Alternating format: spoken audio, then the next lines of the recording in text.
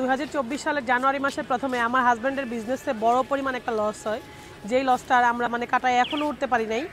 ওই মুহূর্তে এমন একটা অবস্থা ছিল বা এমন একটা সময় ছিল যে আমাদের বাসায় বাজার করার মতো টাকা ছিল না, বা আমার হাজব্যান্ড টাকার জন্য বাইরে যেতে পারতো না, যে ওর কাছে রিক্সা ভাড়া ছিল না বা থাকতো না, এরকম অবস্থা।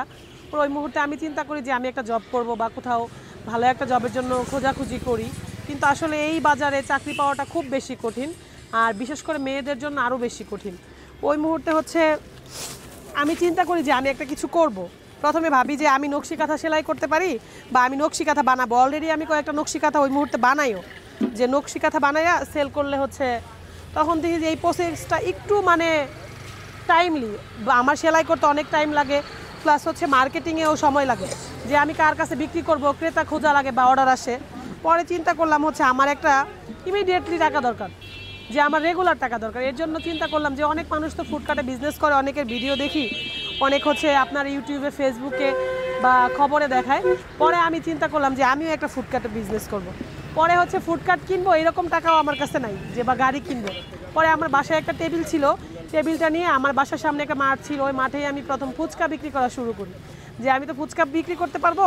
ফুচকা হচ্ছে আমরা মাঝে মাঝে বাসায় বানিয়ে খাইতাম, প্রথম ফুচকা শুরু করি। তারপর যখন ফুচকা ভালো সেল হওয়া শুরু করলো, প্রতিদিন 1000, 1500, 2000 এরকম সেল হইতো শুক্রবার আসলে। পরে চিন্তা করলাম যে আমার আরেকটু ভালো কিছু করা দরকার। পরে আমার এক ভাইয়ের থেকে 5000 টাকা নিয়ে আমি আগারগাঁও আসি, আগারগাঁও এসে আমার ফুডকার্ট শুরু করি, ফুচকা জুস এইগুলা দিয়ে। আস্তে আস্তে করতে করতে তারপর শীত আসলো, এই যে শীতে হচ্ছে সবাই আমার কাস্টমার যারা আছে এরা গরম খাবার বা ঝাল কিছু চাচ্ছিল। পরে হচ্ছে আমি আরেকটু বড় পরিসরে শুরু করলাম, মহিষের হান্ডি, গরুর হান্ডি, খিচুড়ি, চাপড়ি এইগুলো নিয়ে। আলহামদুলিল্লাহ অনেক ভালো ফিডব্যাক পাচ্ছি আপনাদের দোয়ায়, সবাই আমার জন্য দোয়া করবেন। আমার দেশের বাড়ি হচ্ছে ফরিদপুরে। হ্যাঁ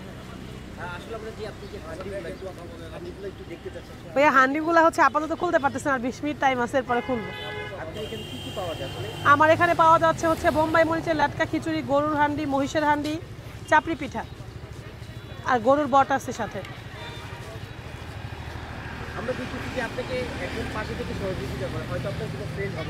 না, আমার পাশে থেকে সহযোগিতা করে আমার আরেকটা লোক আছে কাজ করার মতো, আর উনি যখন হচ্ছে একটু লেট করে তখন মাঝে মাঝে আমার হাজব্যান্ড এসে আমাকে হেল্প করে।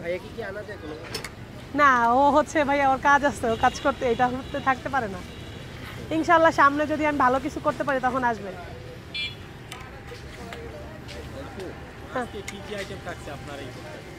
আমার এখানে আজকে থাকছে হচ্ছে বোম্বাই মরিচের লাটকা খিচুড়ি, মহিষের হান্ডি, গরুর বট, চাপড়ি।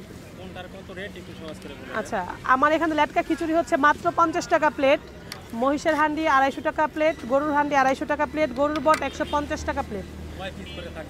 5 পিস, 6 পিস, 1 পিস রসুন, পর্যাপ্ত পরিমাণ ঝোল, আর চাপড়ি থাকতেছে প্রতি পিস 20 টাকা।